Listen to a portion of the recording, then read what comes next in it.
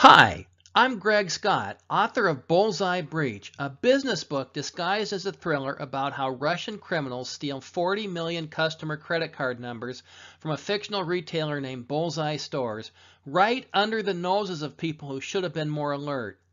I wrote Bullseye Breach to give the general public a picture for how cyber attacks really unfold and a taste of their consequences. It's a time-honored tradition to use fiction to present truth better than the news. And now, after Equifax and the credit reporting industry violated our trust again, now it's time to reform the whole system. In part 1, I described the great Equifax data breach of 2017 and how it compromised personal information about 143 million of us, and I also described Equifax's pathetic response. I talked about other data breaches in the credit reporting industry and how the credit reporting agencies, or CRAs, responded. This Keystone Cops picture sums it all up. The CRAs blew it. See part 1 for details. I put a link right there on the slide. And they'll keep blowing it until we change the industry. Wonderful. The whole industry's a mess. I was talking about it with a friend of mine the other day, and she said, "Greg, there really isn't anything we can do about any of this, is there?" Well, she's right. With the system as it is today, we're powerless. We don't even have anyone to complain to. It's time to reform the whole system. And I'm going to pitch a radical idea that nobody will like at first, but it'll grow on you. First, we have to identify the stakeholders and what everybody needs. We have consumers. We take out mortgages and we buy stuff. We need credit. And we have creditors. Creditors loan us money so we can buy stuff. Creditors want to be paid back, and they need a way to assess their risk before loaning money to consumers. That's where CRAs come in. Creditors report our payment history to CRAs so other creditors can assess the risk of doing business with us. CRAs perform a valuable function. We love to hate CRAs because we're not customers, we're raw material, and CRAs treat us that way. In an ideal world, all stakeholders should be accountable to each other, kind of like a game of rock, paper, scissors. Right now, consumers are accountable to pay back the money we borrow, or we face the consequences. Creditors are accountable to offer fair and reasonable credit terms, or they face the consequences. What about CRAs? Well, CRAs aren't accountable to anyone. That's why CRA operations are so opaque. That's why the Equifax breach response was so pathetic. That's why the credit reporting industry has such a sorry track record. That's why we love to hate those guys. Nobody in the system holds their feet to the fire. That needs to change. CRAs also need accountability for everyone's good, even CRAs. And a technical problem. CRAs adopted Social Security numbers for authentication because every American has one, and that started a ticking time bomb because SSNs never change. That time bomb went off years ago when many SSNs became public. But the public found out about it only recently when Equifax exposed 143 million of us. Here's the problem with SSNs.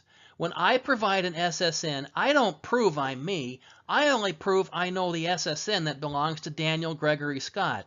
Same for my driver's license number, date of birth, mother's maiden name, and anything else I might know that's public knowledge. The shorthand way to say this is, my SSN identifies me, but does not authenticate me. We need a system where creditors can efficiently report about consumer behavior and assess credit risk. Consumers need a voice in that system about data quality and who has access to the data. After all, the data is about us. That's what's missing, and that's the key to fixing the whole system. And the key really is a key. It's a cryptographic key.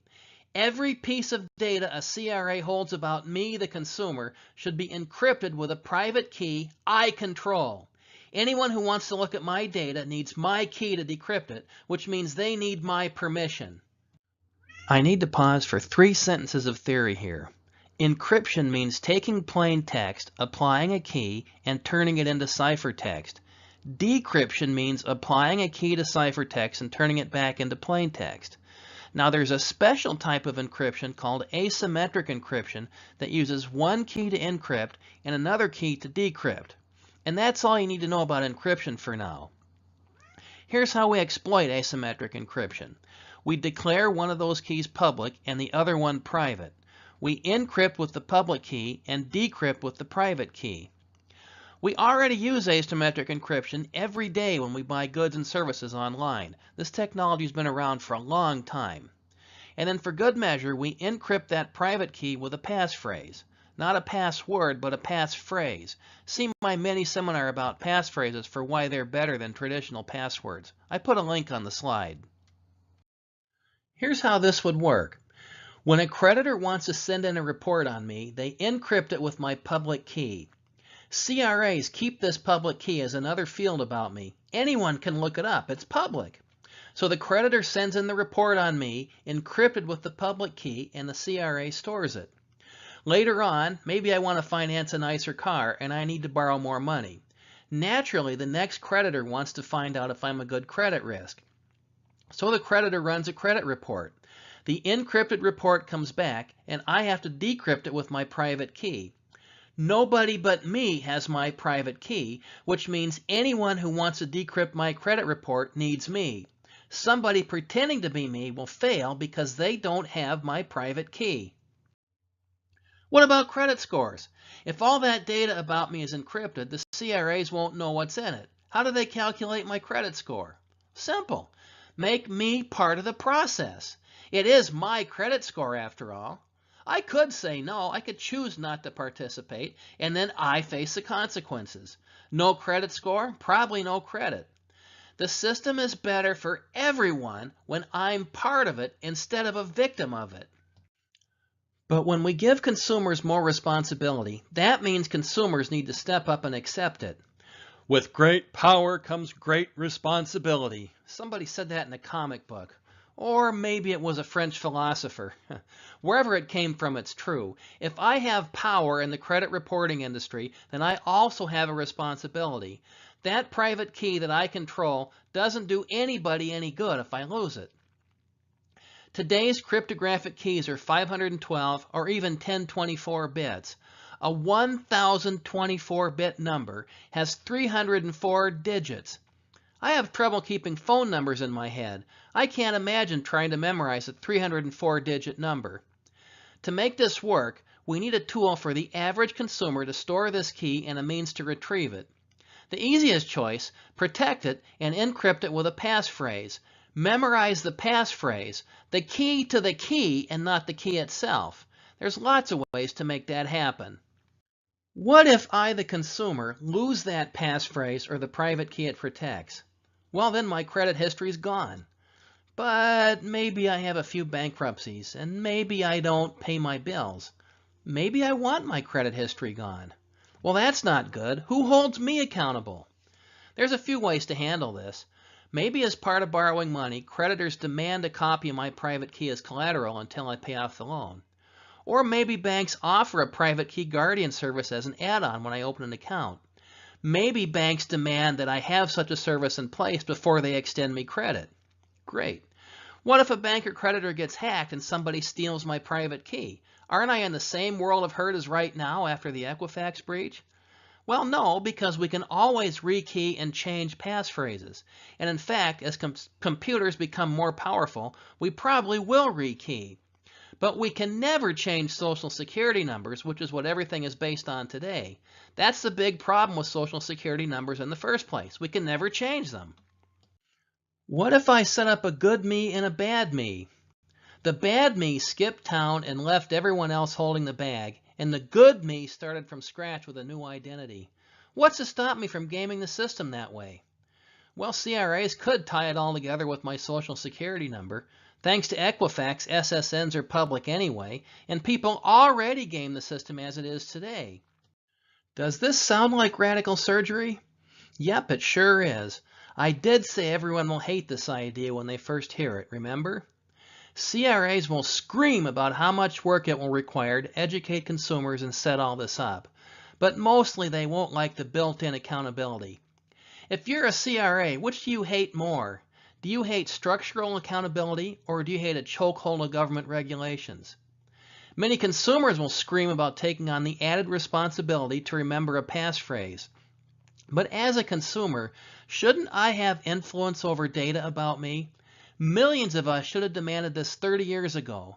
And we're already screaming anyway because the credit reporting industry declared war on our privacy. And creditors will scream about how this makes offering credit more difficult than before. But if 20% of today's data is wrong, what does that say about your credit decisions? I'm no banker, but it seems to me that accurate data might be good for your default rate. Let's use this proposal as a starting point. Let's task an industry group with all stakeholders represented to come up with standards for how all this stuff should work, and let's put it through the gauntlet of peer scrutiny, similarly to how other open standards are designed. This group doesn't need legal power, just credibility.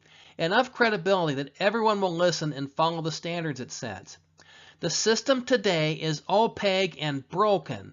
Let's use this fiasco as an opportunity to open it up and redesign it for everyone's benefit, including CRAs.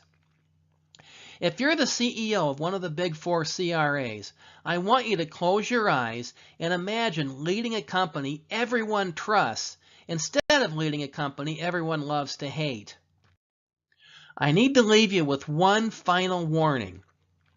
Buy your copy of Bullseye Breach today, but don't start reading until a Friday afternoon, because once you start, you won't be able to put it down, and that gives you the whole weekend to recover from jet lag after staying up all night reading. And if you like what you read, please leave me a nice review on Amazon and on all the other online review sites. Authors use these reviews to build credibility so we can keep writing. And thanks for putting up with my amateur narration.